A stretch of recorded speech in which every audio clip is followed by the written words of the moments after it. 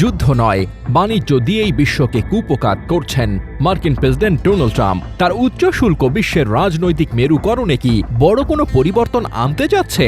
এর জেরে বৈরী চীন ও ভারত কি বন্ধু হয়ে যাবে? ওদিকে ভারতের পেছনে লাগতে ইউরোপকে ট্রাম্প যে চাপ দিচ্ছেন তার ফলাফলই বা কি দাঁড়াবে? সুপার পাওয়ারদের লড়াইয়ে বাংলাদেশের সুবিধা অসুবিধাই বা কি? উত্তরগুলো তুলে ধরব আপনাদের জন্যই। ইউক্রেন যুদ্ধকে কেন্দ্র করে রাশিয়ার বিরুদ্ধে নিষেধাজ্ঞা দিয়ে রেখেছে যুক্তরাষ্ট্র। অর্থনৈতিক মন্দা কাটাতে রাশিয়া স্বল্প দামে বিভিন্ন দেশে জ্বালানি তেল বিক্রি করছে, যার অন্যতম বড় গ্রাহক ভারত। তেল বিক্রির এই টাকা দিয়ে পুতিন ইউক্রেনে হামলা অব্যাহত রাখার শক্তি পাচ্ছে। এমন অভিযোগ এনে ভারতকে রাশিয়া থেকে তেল আমদানি বন্ধ করতে বলে যুক্তরাষ্ট্র। তাতে কান না দেওয়ায় ভারতীয় পণ্যের ওপর শাস্তিমূলক 25% শুল্ক বসিয়েছেন ট্রাম্প। এর আগে বাণিজ্য বৈষম্য দূর করতে বসানো হয়েছিল 25%। দুয়ে মিলে ভারতের ওপর 50% শুল্ক বোমা মেরেছেন খেপাটে ট্রাম্প। 27 আগস্ট থেকে এই হার কার্যকর হয়েছে। বাড়তি শুল্ক হিসেব করলে দেখা যায় মার্কিন ক্রেতাদেরকে একটি ভারতীয় শার্ট কিনতে ব্যয় করতে হবে প্রায় $17, যা আগে ছিল $10। চীনে তৈরি শার্টের দাম পড়বে $14, বাংলাদেশের হলে $13 ও ভিয়েতনামের হলে $12 কিছু বেশি। অর্থাৎ মার্কিন বাজারে ভিয়েতনামের পর প্রতিযোগিতায় সবচেয়ে এগিয়ে বাংলাদেশ, কারণ বাংলাদেশের ওপর অতিরিক্ত শুল্ক মাত্র 20%। অন্যদিকে ভারতের ওপর 50% শুল্কের জেরে ইতোমধ্যেই মার্কিন ক্রেতারা এমনকি ভারতীয় ব্যবসায়ীরাও গার্মেন্টস পণ্যের অর্ডার নিয়ে বাংলাদেশে আসছে। এতে করে বাংলাদেশের 120 থেকে 207 কোটি ডলার অতিরিক্ত রপ্তানি আয়ের সম্ভাবনা তৈরি হয়েছে।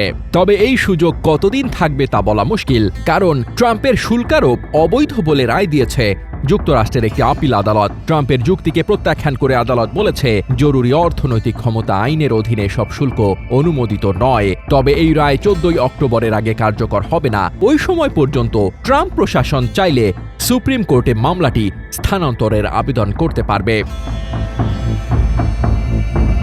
এদিকে রাশিয়া থেকে অপরিশোধিত তেল কেনা অব্যাহত রাখায় ভারতের ওপর শাস্তিমূলক শুল্ক আরোপের মার্কিন নীতি যেন ইউরোপের দেশগুলো অনুসরণ করে, সেজন্য চাপ দিচ্ছে হোয়াইট হাউস। সেই সঙ্গে ইউরোপকে ভারতের কাছ থেকে সব ধরনের তেল ও গ্যাস কেনা বন্ধ করতে বলেছে ট্রাম্প প্রশাসন। এ বিষয়ে হোয়াইট হাউস ইউরোপের নীরবতায় ধৈর্য হারাচ্ছে।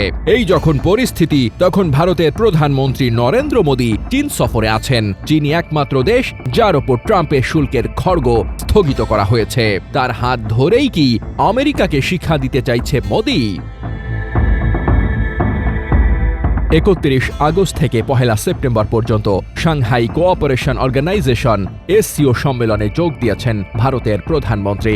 সেখানে উপস্থিত থাকার কথা রুশ প্রেসিডেন্ট ভ্লাদিমির পুতিনেরও।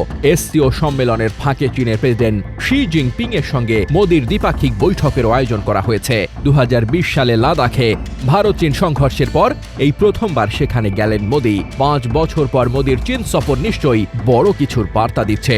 যদি সত্যি সত্যি ট্রাম্পের শুল্ক ইস্যুতে দেশটির সঙ্গে ভারতের সম্পর্কের বরফ গলে যায়, তাহলে ভবিষ্যৎ বাংলাদেশের জন্য সুখকর নাও হতে পারে।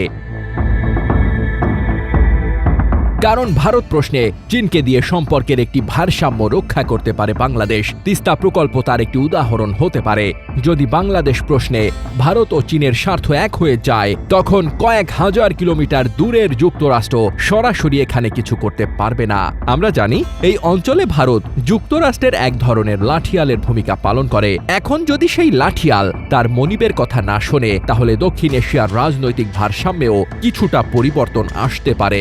অন্যদিকে বাংলাদেশ যুক্তরাষ্ট্রের দিকে বেশি ঝুঁকে পড়লে চীন ও ভারতের মাঝে পড়ে আমাদের জন্য নতুন কোনো ঝুঁকি তৈরি হয় কিনা সেই প্রশ্ন থেকে যাচ্ছে।